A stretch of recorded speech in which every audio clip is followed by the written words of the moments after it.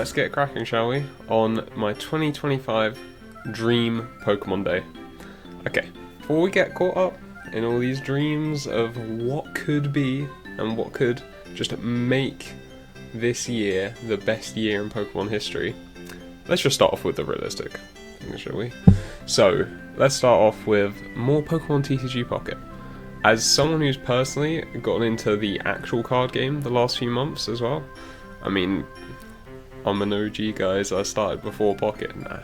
Everyone has to start somewhere, and it was slightly disappointing at the launch where like a lot of the cards are just toned down a bit. Like, it's very basic. I mean, it makes perfect sense, but that just means that hopefully as time goes on we're going to start getting more complex and closer to the actual card game. But I mean, let's be real, they have killed it with all the artworks. I'm still chasing that Darkrai. I mean, I did get 2 full arts, but I'm still chasing the Darkrai art. I mean, the game is really fun as it is, to be fair. I mean, it's perfect as a casual experience, which is what it's designed to be.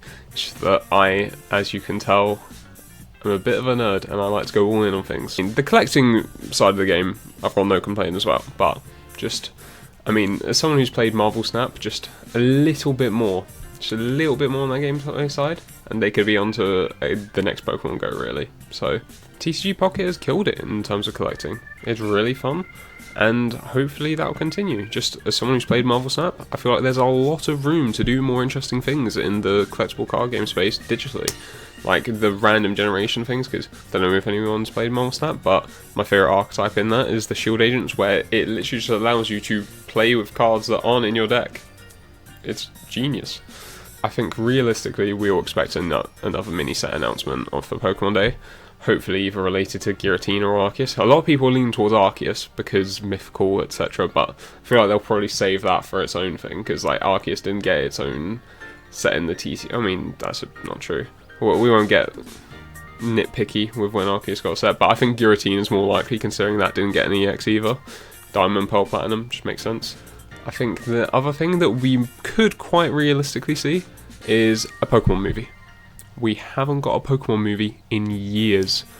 I mean, growing up, like, I think I had Jirachi Wishmaker and Pokemon Forever with Celebi on DVD as a kid. I rinsed them so much. It just, to take a step back out of the generic Ash plot lines, it's just a really cool way, especially because most of them are centered around legendary Pokemon, to delve into the lore. And I think that it's something we've been missing the last few years, so who knows? Hopefully we could see enough one. Maybe, let's hope it's not a Petulant one, because that could just be a lot of funky chicken dances. So, I mean, the options are really endless, because if they want to still keep Ash to the side, because they had started doing like the whole alternate universe Ash kind of thing in the movies, but if they aren't quite ready to touch Ash again, there are so much, like, to tie into ZA, you go and give us the Pokemon War, the original ultimate weapon. Growing up as a kid, like, I actually think the Rise of Darkrai movie, I mean, not only has it been my favourite Pokemon for years because of it, but I think it might have been the first time I'd cried at a movie. Like, it is just, they are just something different. They just have more weight to them. So I really hope that that's something that we see announced. I think the biggest and most obvious thing that everyone's got on their bingo cards, it's the gimme, is Legend ZA. It's something that everyone got really excited for when it was announced a year ago. And I remember when it got announced, I was buzzing. I went and set out a whole entire bucket list of things to do for ZA, because it's the next game. I even managed to get some of my Gen 4 rather than Gen 1 mates to actually come and onboard into the Switch era, because it's something that enticed a lot of people back into the franchise. And I think that really we should be expecting to see the starters at this point. I mean, personally, we'll save that for another video. But yeah, I think it's something that we'll definitely see, and yeah, I think I'll make another video on like sort of what I've been working on while I've been waiting for ZA and what I've still got left to do. Like, I'm in the middle of a Raikou reset right now. Pretty long. BDSP, please ZA, just let us hunt more legendaries, man. Okay. That is just about it for the things we can reasonably expect, because, I mean, obviously there'll be announcements for Unite and Go, but I can't lie, other than, like, the odd community day, like, when my boyfriend Coco is getting a community day, free shinies. I mean, I don't really play the game that much anymore, so I'm just going to leave that to one side for other people to deal with, because at the end of the day, these aren't just predictions, these are also, like, what I want to see personally. So let's start going a little bit more out there.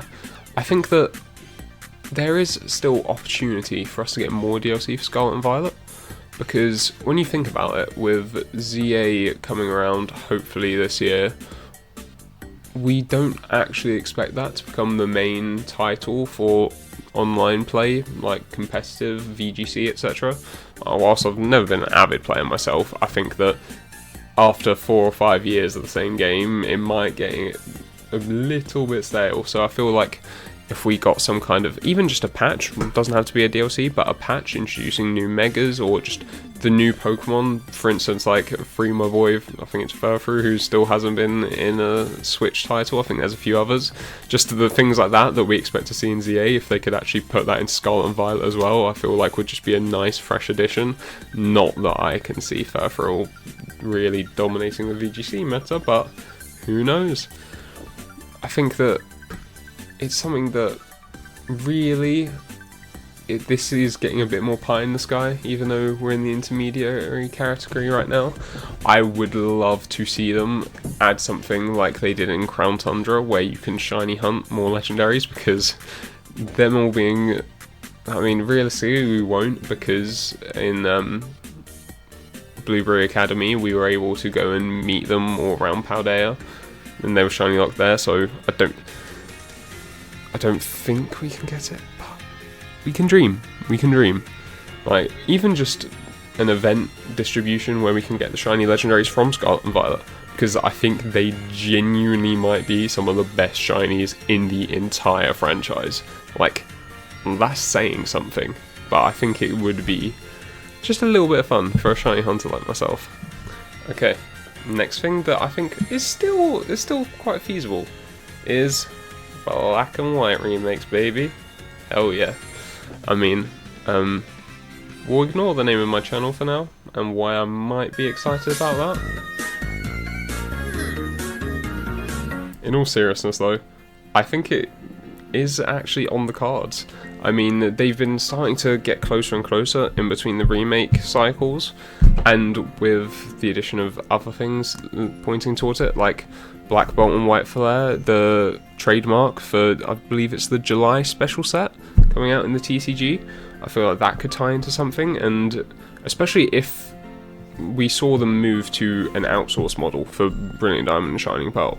So that should make it a lot easier for them to develop these remakes, and I feel like if we don't get it this year, we could have to wait a couple more years before they develop something for the Switch 2.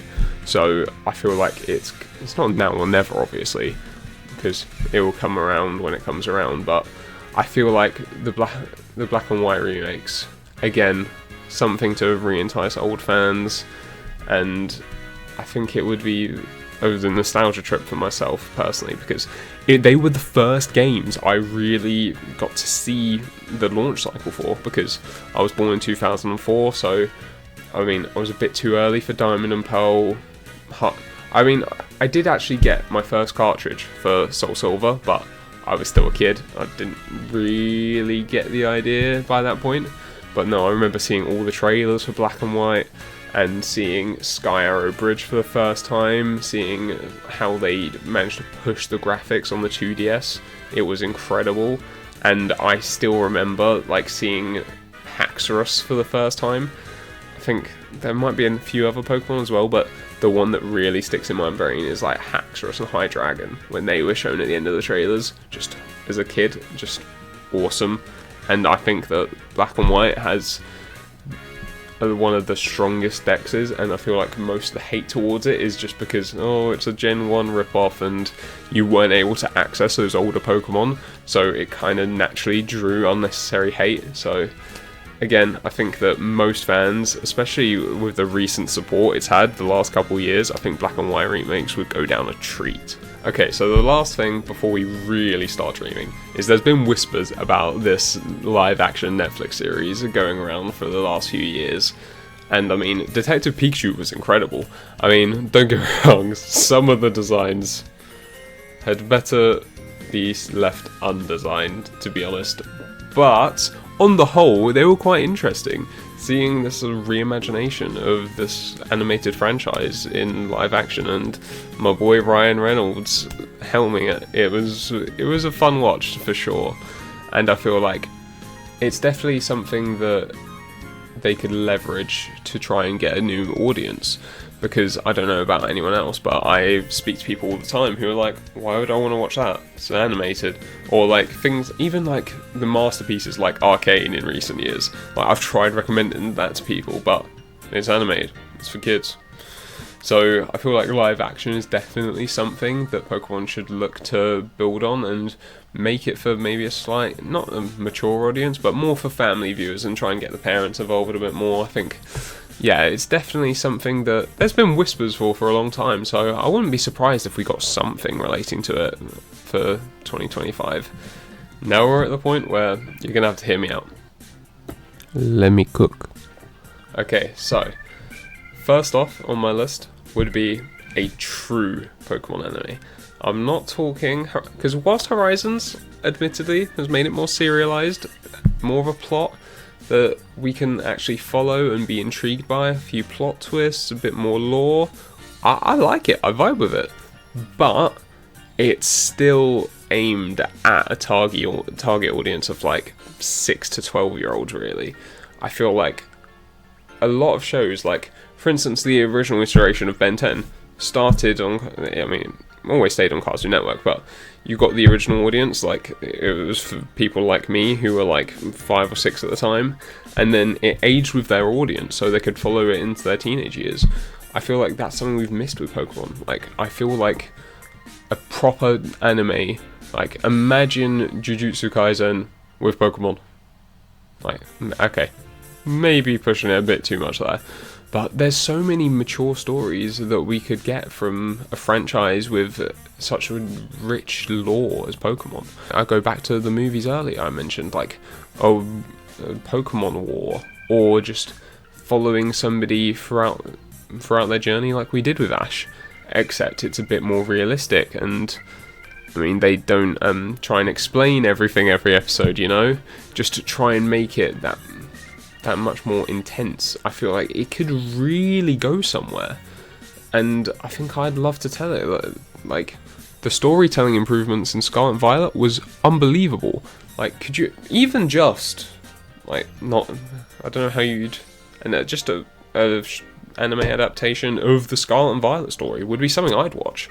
I think that there's a lot of room for a more mature anime, especially with its surging in popularity in recent years. Like, it's not as niche as it used to be, so I don't see why they wouldn't.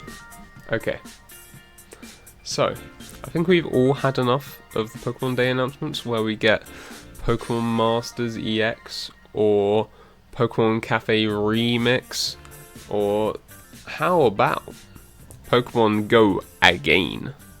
So, as I mentioned earlier, Pokemon Go personally has gotten quite stale for me. It was one of, if not the best times of my life in, I believe it was 2016 when it came out. I think I was in year 8 in secondary school. So, I mean, I was always a big kid, so I was very much a homebody indoors person, but I was out the entire summer. But I loved it. Me and a group of my friends would be out. There were next to no Pokestops anywhere near us. There were, I think, 4 or 5 in an area just where it was scattered all around a massive field we had, where there was a couple gyms there, and we just walked between them, continuously finding odd Pokemon and catching them. But there was still that sense of novelty and awe there. that has just kind of worn off over the years. Even though they've made so many improvements and there's so much more content nowadays, it just doesn't feel the same. It just feels like you don't have the same agency, because there's an encounter table each season of like 20 Pokemon, and that's all you see. And once you register them to your Pokedex, it's like, why do I care about this? There's no way to target Pokemon, or there's no way to really feel like you're going on an adventure like you did in those days. It's like, there feels like there's no progression with the level curve, because I need like 15 million XP to level up, and it's like, I might get there in a few years, but there's no, like, I'm going out on a session to achieve something. There's no way you can really do that, and especially with the way they've kind of, like, pedaled back on remote raids, it's not something that's like, oh, I want to go do a raid, I can go do it. Because you either need a group of friends locally, because guess what? Everyone else has fallen off the game, you don't really have that much anymore. It just makes it really difficult to play. So even though back in the day all we were doing was walking around catching Caterpies and Pidgeys, we actually enjoyed it more than we do now. It just doesn't seem, I don't know, it just doesn't seem logical, but there just doesn't feel like there's as much sense of progression. Like, even look at the recent challenges they've added to Pokemon Home, where you complete your decks for different regions or games and you get a shiny mythical. There's no real achievement in Pokemon, because you do have the medal system, don't get me wrong, but it doesn't feel like you get much from it. Like, I haven't really looked at chasing one of those ever, I think. I just feel like there's something missing from it, and I feel like trying to, you don't necessarily have to label it Pokemon Go again, but just an overhaul to this kind of progression system, I feel like it might actually get more people playing the game again. You know, does anyone remember Palworld? Huh. Whilst I never actually played it myself, I did play Ark a few years back, and I really enjoyed it. So, the survival game in the Pokemon world is genius. I don't know why they haven't tried it yet. I feel like it would get so, like, you saw there's an appetite with it. Palworld is the proof. I mean, again, because it doesn't have that same cultural cachet that Pokemon does, it didn't have the same staying power. But a live service Pokemon survival game, why haven't we got that? Really experimented with before. It's an opportunity to capture a new audience. Like I said earlier, like, I've started getting into the TCG the last few months, and the amount of people who I meet there who are fans of the Pokemon TCG, they don't really play the games much. They might have as a kid, but like, they don't really engage with the franchise that much outside of the TCG, and yet they play it week in, week out. Like, it's people might just be a Unite fan, a TCG fan. This is a perfect opportunity to get a whole new, like, Minecraft is the biggest game ever. It's a survival game. So there's a huge untapped market there. Like, even when we say about that, there's proof in the pudding. People have gone and created Pokemon mods for Minecraft. So give it to us. Why not? Whilst we're still talking about spin-offs, Pokemon Conquest. I know not everyone played it, but when I played it as a kid, I really enjoyed it. It might need a few graphical improvements, sure, but I'd be happy with a one-to-one port or a remake, but I feel like it's something that's really cool. And again, I keep on mentioning the Pokemon World, like, the region of Ransai, shaped like Arceus, is awesome. Like, again, like I say with survival games, there's a huge market out there, people who like strategy games. I don't see why they wouldn't. And you could, it doesn't have to be Pokemon Conquest. You can theme it around, like, even like, how about Civilizations? That's a huge market as well. Like, could you imagine that? But instead of the ancient Egyptians and the Romans, you have the Draconids, or the dwellers of Ultra Space, or the people from a dystopian future these Paradox Pokemon come from. I think it could genuinely blow up. I think it would be really interesting, and again, it would be another avenue to explore the lore more. I promise you, I might have talked your ears off, but we're starting to get towards the end. Again, these might not be as pie in the sky like unrealistic as the last few I've mentioned, but they are things that I don't realistically see happening this Pokemon Day. Okay, so we all saw the Terra League, right? Project Mistral is something that I'll credit Hidden Power for discussing quite a lot. I mean, I don't know whether the mainstream really saw much of it, but it's awesome. Instead, I can't remember whether it was for the 2026 Worlds or the 2025 Worlds they were planning on starting it.